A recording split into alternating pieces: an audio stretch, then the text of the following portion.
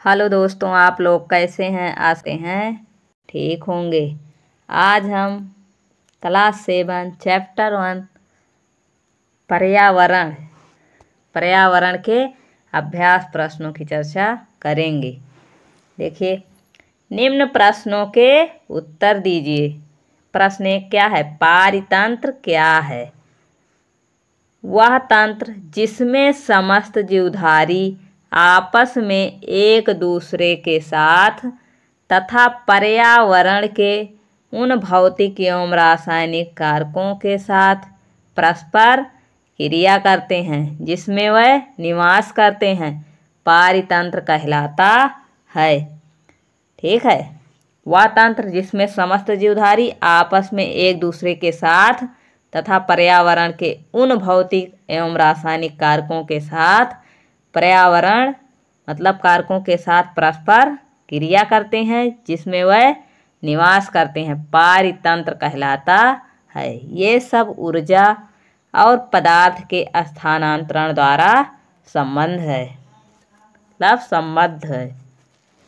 ये सब किसके कारण? ऊर्जा और पदार्थ के स्थानांतरण द्वारा संबद्ध है।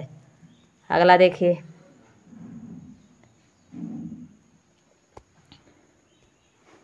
प्राकृतिक पर्यावरण से आप क्या समझते हैं? ठीक है, उत्तर देखिए। भूमि, जल, वायु, पेड़ पौधे एवं जीव जंतु मिलकर प्राकृतिक पर्यावरण बनाते हैं। कौन कौन? भूमि, जल, वायु, पेड़ पौधे एवं जीव जंतु। ठीक है, दूसरे शब्दों में पृथ्वी पर उपस्थित उन समस्त जैविक और अजैविक तत्वों का योग प्राकृतिक पर्यावरण कहलाता है।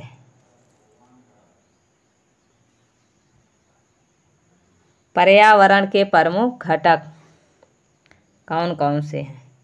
पर्यावरण के प्रमुख घटक प्राकृतिक घटक। प्राकृतिक घटक में क्या क्या आते हैं? खनिज, भूमि, पेड़ पौधे, पशु पक्षी, जल, वायु आदि। मानव निर्मित घटक। मानव निर्मित घटक में यातायात के साधन, संचार के साधन, उद्योग, पार्क आदि।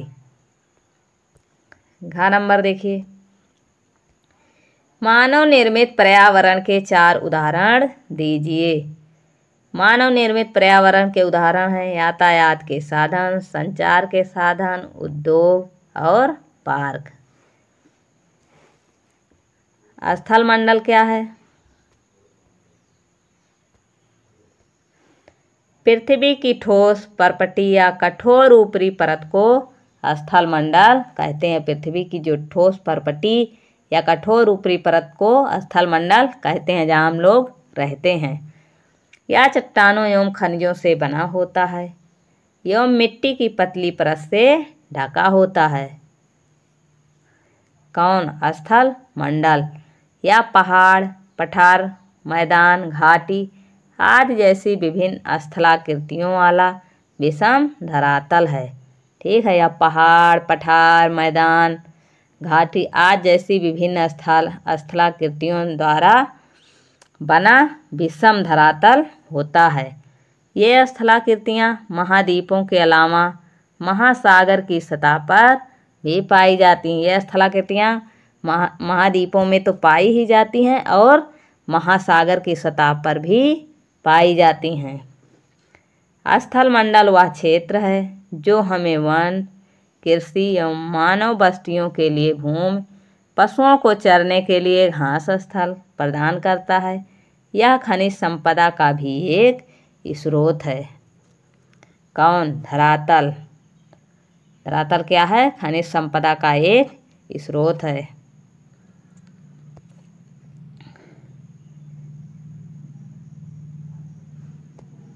देखिए, 6 नंबर प्रश्न, जीवीय पर्यावरण के 2 प्रमुख घटक क्या हैं? जीवीय पर्यावरण मतलब जो सजीव हैं। ठीक है, पेड़ पौधे और पशु पक्षी। ये सब प्रश्न बहुत इम्पोर्टेंट है, कॉम्पिटिटिव एग्जाम में अक्सर पूछे जाते हैं। जैवमंडल क्या है? पादप एवं जीव जंतु मिलकर सजीव संसार का निर्माण करते हैं, जिसे जीवमंडल कहते हैं। कौन कौन? पादप एवं जीव जंतु। यह पृथ्वी का वह संकीर्ण क्षेत्र है जहाँ स्थल, जल एवं वायु मिलकर जीवन को संभव बनाते हैं। कौन कौन? स्थल, जल, वायु मिलकर जीवन को संभव बनाते हैं। सही उत्तर पर चिन्हित कीजिए। इनमें से कौन सा प्राकृतिक पारतंत्र नहीं है? मरुस्थल, ताल या वन? क्या पूछ रहा है? नहीं है। कौन सा? प्रकृति द्वारा बनाया गया। ठीक है, ये मरुस्थल तो प्रकृति द्वारा बनाया गया है, ये भी वन भी प्रकृति द्वारा होते हैं, लेकिन ये ताल जो है ये मानव निर्मित होते हैं। इनमें से कौन सा मानवीय पर्यावरण का घटक नहीं है? स्थल, धर्म या समुदाय? इसमें क्या पूछ रहा है? नहीं है, मानवीय घटक का। ठीक है, तो स्थल, धर्म, ये देखिए धर्म और समुदाय मानवीय पर्यावरण के घटक हैं, लेकिन ये स्थल किसके घटक हैं? प्राकृतिक पर्यावरण के। ठीक है, इनमें कौन सा सही है? स्थल। गा देखिए, इनमें से कौन सा मानव निर्मित पर्यावरण है? मानव निर्मित पूछ रहा है। देखिए, ये पहाड़, सड़क, समुद्र या सड़क? तो ये पहाड़ और समुद्र ये प्राकृतिक पर्यावरण है, ये सड़क जो है ये मानव निर्मित है। इनमें से कौन सा पर्यावरण के लिए खतरा है? ठीक है, पादप वृद्धि, जनसंख्या वृद्धि या फसल वृद्धि? तो पर्यावरण के लिए खतरा कौन सा है? जनसंख्या वृद्धि। ठीक है, अगर जनसंख्या अधिक होगी तो सब लोग वन को काट करके घर बना लेंगे, तो इसीलिए खतरा कौन सा है? जनसंख्या वृद्धि। निम्नलिखित स्तंभों को मिलाकर सही जोड़े बनाइए। जैवमंडल क्या है? देखिए,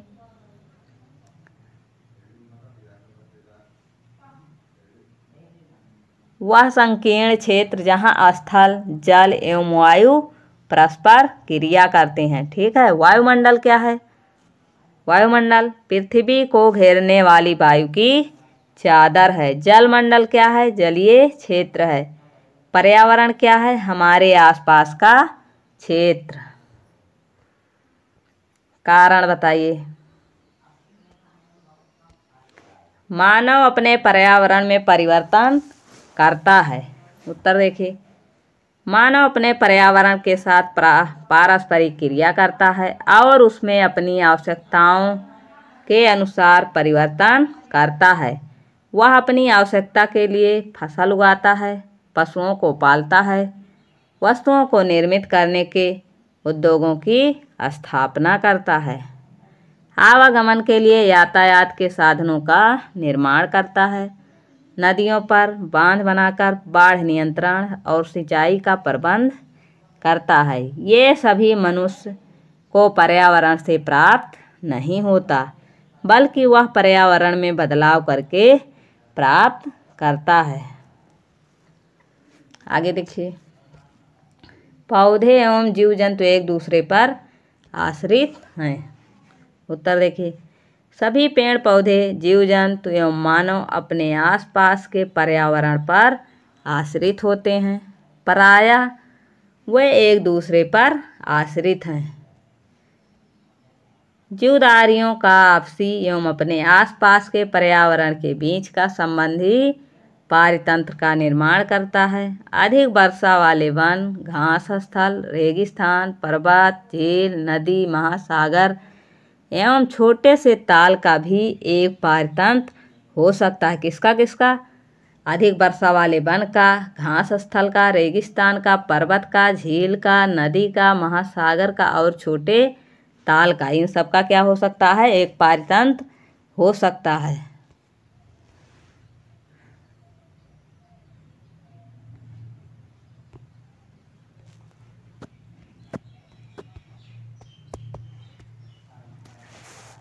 आज की वीडियो में इतना ही। अगर वीडियो पसंद आई है तो वीडियो को लाइक करें, चैनल को सब्सक्राइब करें।